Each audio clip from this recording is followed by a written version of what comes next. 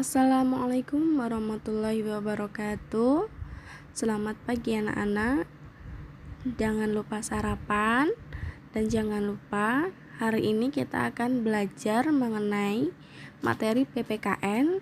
Kita mulai dari bab pertama, yaitu kedudukan dan fungsi Pancasila.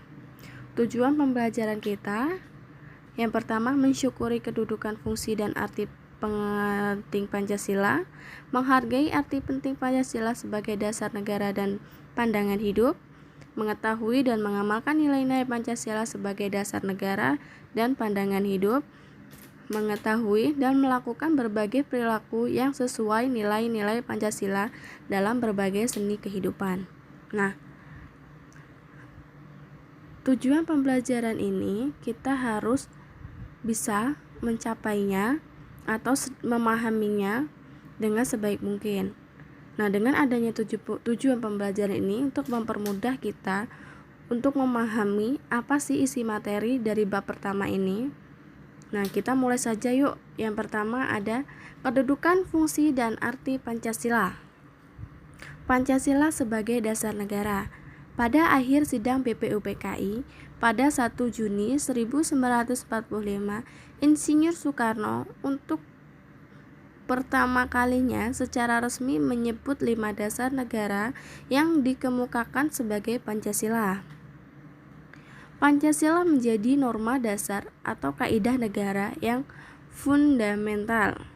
Hal tersebut dapat dilihat dalam pembukaan Undang-Undang Dasar Negara Indonesia tahun 1945 alinea keempat. Pancasila sebagai pandangan hidup bangsa. Yang kedua, Pancasila sebagai pandangan hidup bangsa. Pancasila sebagai pandangan hidup mengandung makna segala aktivitas sehari-hari bangsa Indonesia harus sesuai dengan nilai-nilai yang terkandung dalam Pancasila. Dan yang ketiga, Pancasila sebagai kepribadian bangsa. Pancasila sebagai kepribadian bangsa memberikan corak dan ciri khas bagi Indonesia dan menjadi pembeda dengan bangsa lain. Yang keempat, Pancasila sebagai perjanjian luhur rakyat. Pancasila sebagai perjanjian luhur merupakan suatu perjanjian yang disepakati bersama oleh seluruh rakyat Indonesia dan harus diamalkan serta dilestarikan. Yang kelima, Pancasila sebagai sumber dari segala sumber hukum. Semua hukum atau peraturan yang berlaku di Indonesia harus bersumber dari Pancasila. Yang keenam, Pancasila sebagai ideologi negara.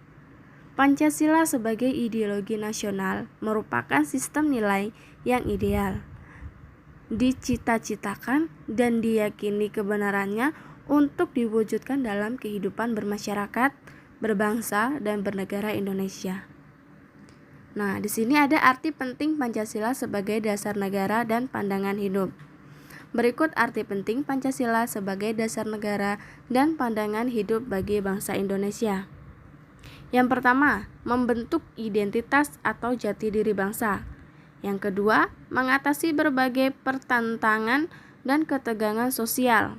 Yang ketiga, memberikan arah tujuan sekaligus menjadi pendorong dalam upaya pencapaian tujuan bangsa.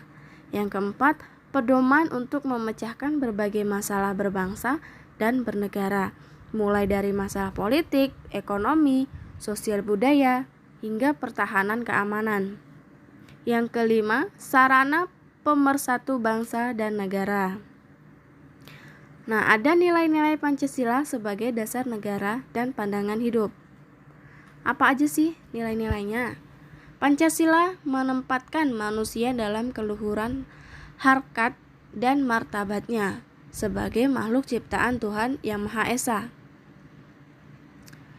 Yang pertama, ketuhanan Yang Maha Esa tidak memaksakan suatu agama dan kepercayaan terhadap Tuhan Yang Maha Esa kepada orang lain. Yang kedua, kemanusiaan adil dan beradab, yaitu mengembangkan sikap tidak semena-mena terhadap orang lain. Yang ketiga, persatuan Indonesia, mengembangkan persatuan Indonesia atas dasar Bhinneka Tunggal Ika. Yang keempat, kerakyatan yang dipimpin oleh hikmat kebijaksanaan dalam permusyawaratan dan perwakilan. Di dalam musyawarah diutamakan kepentingan bersama di atas kepentingan pribadi dan golongan. Dan yang terakhir, keadilan sosial bagi seluruh rakyat Indonesia. Nah, di nilai-nilainya suka melakukan kegiatan dalam rangka mewujudkan kemajuan yang merata dan keadilan sosial. Pancasila dapat dimulai dari kehidupan sehari-hari, seperti dalam lingkungan keluarga, lingkungan sekolah, lingkungan masyarakat, dan lingkungan berbangsa dan bernegara. Lingkungan keluarga, di sini ada 5 contohnya, yaitu berbakti kepada orang tua menyayangi dan mendidik anak, saling menghormati sesama anggota keluarga, saling membantu sesama anggota keluarga, bersikap adil kepada semua anggota keluarga. Di lingkungan sekolah, ada menghormati teman yang berbeda agama, menjalankan perintah agama masing-masing, melakukan kewajiban sebagai seorang siswa, menolong teman dan yang kesulitan belajar, menyelesaikan perdebatan dengan cara musyawarah. Contoh di lingkungan masyarakat. Yang pertama ada mengedepankan musyawarah ketika mengambil setiap keputusan. Kedua, dalam musyawarah, tokoh masyarakat dapat memberikan contoh sikap demokratis. Yang ketiga, mendorong sikap kekeluargaan. Yang keempat, mendorong dan meningkatkan rasa cinta tanah air. Dan yang terakhir, lingkungan berbangsa dan bernegara. Ada 5 contoh. Yang pertama, memberikan bantuan pada korban bencana alam. Yang kedua, tidak membeda-bedakan suku, agama, adat, dan ras dalam pergaulan sehari-hari. Yang ketiga, menggunakan bahasa Indonesia dengan baik dan benar. Yang keempat, menaati peraturan dan perundang-undangan yang berlaku. Yang kelima, menjaga fasilitas umum. Nah, sekian materi dari Ibu hari ini.